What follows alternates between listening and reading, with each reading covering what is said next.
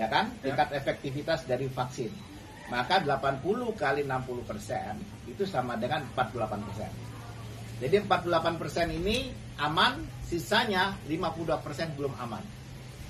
Katakanlah tinggal 50%, ya kan? Ya. Nah, berarti S-nya itu 50% tinggal 0,5.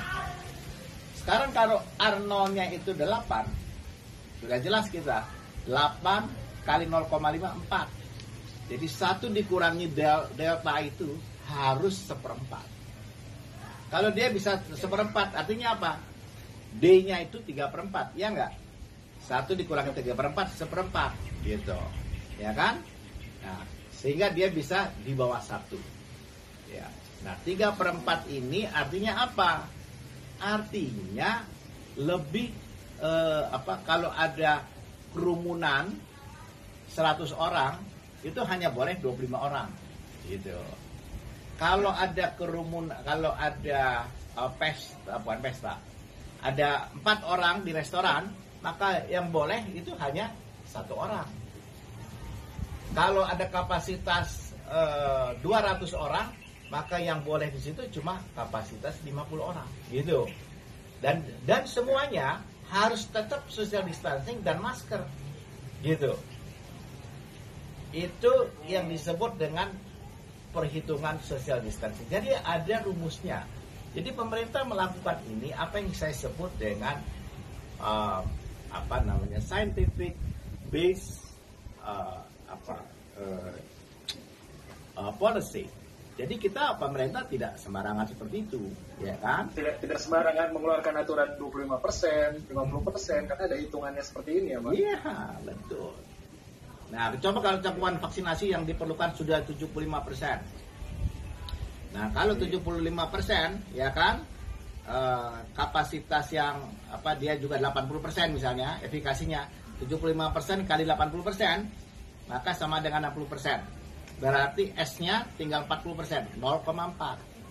Kalau kita R0-nya itu 8, berarti 8 dikali 0,4, 3,2.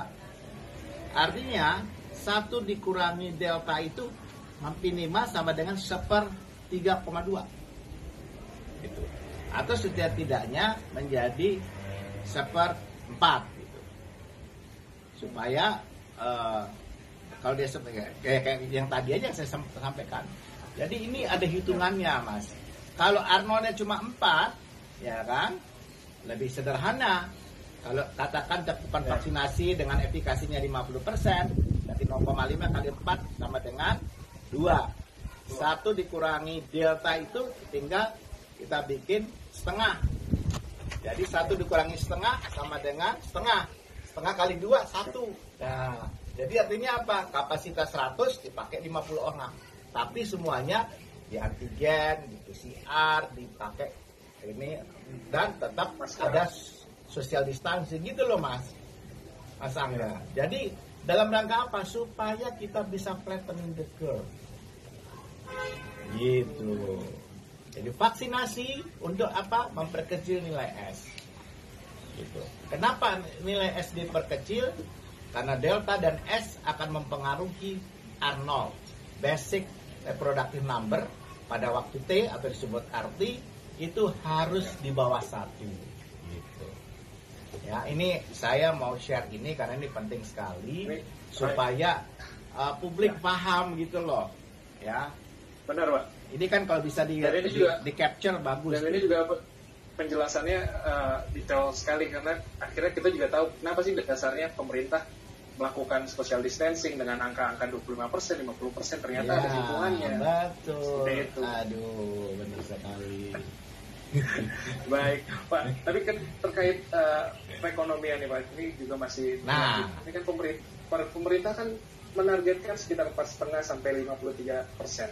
Seperti apa nih, Pak? Tahun ini apakah akan tercapai atau seperti apa?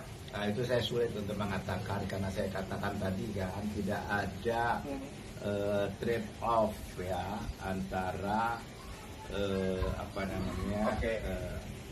ekonomi ya, keadaan ekonomi dan kesehatan. Kita harus sama-sama, tapi kita mengukur gitu. Tetapi kita yang penting sekarang adalah begini loh. kita tidak melakukan demand shock. Ya kan? Demand shock itu kita tidak lakukan. Yaitu pertama, kenapa demand shock tidak terjadi? Pertama, kita memberikan social transfer. Dalam hal ini adalah bantuan langsung. Bantuan. Ya, apakah itu BLT, apakah itu BLT sudah kita kurangi, tapi kita memberikan dalam bentuk sembako, ya kan? Terus kita juga memberikan kepada para pekerja, kemudian kepada perusahaan-perusahaan yang kesulitan likuiditas kita bantu dan seterusnya. Jadi artinya kita menjaga supaya tidak terjadi demand shock. Nah, kalau tidak terjadi demand shock, maka di lain pihak kita juga tidak ingin terjadi supply shock. Nah, cuma pasti terganggu dengan situasi ini, gitu kan? Nah, karena itu supply yang sifatnya esensial itu kita jaga, gitu. Apa esensial? Makan. Apalagi misalnya obat-obatan, apalagi ya peralatan kefarmasian. Nah, itu semuanya pasti kita dorong, gitu kan? Nah, jadi yang sekundernya kita tekan sedikit, ya kan? Orang hari ini kan tidak ada yang berpikir mau beli mobil dulu, ya kan? Mau beli motor. Semua untuk kebutuhan yang utama dulu, Pak. Betul. Pokok dulu. Nah, maka kita juga mendorong vaksinasi itu dilakukan oleh kalangan kegiatan berusaha di pabrik-pabrik misalnya. Jadi yang kemarin kesalahan itu orang menangkapnya adalah kita mengharapkan perusahaan-perusahaan itu bisa dibantu untuk mengadakan vaksinasi. Nah, vaksinasi itu dilakukan kepada siapa? Kepada seluruh pegawainya. Kenapa harus dilakukan pada pegawainya? Supaya aman, supaya dia bisa beraktivitas lagi, tetapi tetap dengan protokol kesehatan. Supaya apa? Supaya tidak terjadi supply shock, gitu loh. Jadi mereka diberi vaksinasi. Nah, vaksinasinya itu bisa saja mereka minta pada pemerintah, mereka yang melakukan sendiri dengan penyediaan tenaga kesehatan. Kalau mereka mau mengadakan, mereka mau membeli misalnya, tidak kemudian perusahaan itu ya memotong gaji dari karyawan-karyawan ini, itu nggak boleh. Nah, itu yang dikhawatirkan, Pak. Oh, tidak boleh, itu tidak boleh. Itu pasti nanti akan dilakukan kalau itu dilakukan pelanggaran itu namanya, ya kan? Tetap karena perusahaan itu sudah juga dikasih insentif. Sendiri udah tegas tuh ya. Iya, perusahaan-perusahaan kita kasih insentif dalam bentuk tax, ya. Jadi kita kasih insentif fiskal. Jadi sebenarnya sudah memenuhi di dalam hal kewajiban-kewajiban perbankannya kita juga bantu. Jadi supaya apa? Yang tadi saya bilang tidak terjadi di dalam supply shock. Nah, demand shock kita bisa jaga, supply shock juga kita jaga. Tidak terjadi guncangan di supply, tidak terjadi guncangan di demand. Itu Mas yang penting. Yang kita sebut dengan kenapa kita dua sayap angsa itu harus kita jaga dengan baik. Nah, dengan demikian, Pak, tadi ngomong Oke. Kenapa? Pak, iya, soal tadi Bapak mengibaratkan, memfilosofikan ibarat sayap angsa itu, tapi yang menarik adalah di pembukaan Kadin lalu Pak Presiden sangat optimis nih bisa mencapai 7% ya kan. Ini seperti apa nih penerapan filosofis sayap angka sebagai pembantu presiden untuk menerjemahkan pendapat presiden tersebut ketika dia ingin sampai 7%. Ini kan menarik, Pak. Iya, 7% kan begini. Kami yakin Bapak juga punya hitung-hitungan yang detail seperti tadi. Iya, kalau kita bandingkan dengan tahun lalu mestinya ada peluang itu.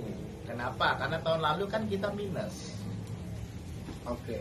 Ya, tahun lalu itu maksudnya minus pada waktu triwulan kedua. Ya kan? Triwulan kedua kan kita sudah minus 3, sekian, ya kan? Kemudian habis itu terus. Nah, jadi kalau minus ini kita balik ke plus aja itu kan sudah meningkatkan. Oh, sudah sangat diapresiasi sekali. Iya, kemudian kalau dia, jadi kalau untuk